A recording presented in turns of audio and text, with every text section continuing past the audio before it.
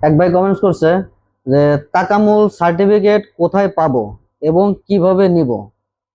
ভাইজান, একটা খুবই গুরুত্বপূর্ণ কমেন্টস এবং বর্তমানে বিদেশগামী সৌদি আরবগামী যারা যাচ্ছে কিংবা প্রস্তুত হচ্ছে তাদের জন্য এটা খুবই গুরুত্বপূর্ণ।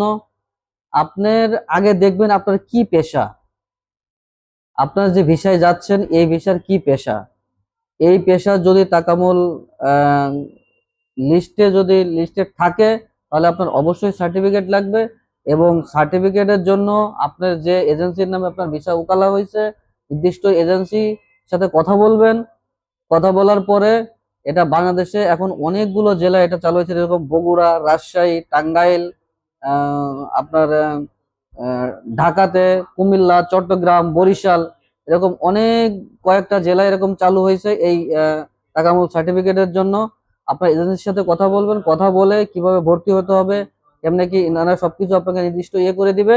দেওয়ার পরে এরপর আরেকটা বিষয় হলো, আপনি যে পেশার জন্য পরীক্ষা দিবেন অবশ্যই এই পেশায় আপনার অভিজ্ঞ হতে হবে।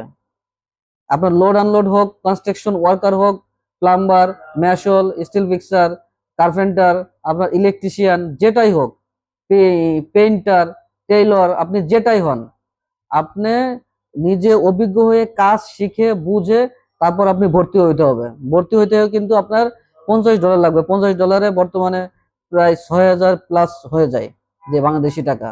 আপনি যদি পরীক্ষা দিয়ে যদি আপনি ফেল করেন তাহলে এই 6,000 টাকা মানে এটা হয়ে যাবে।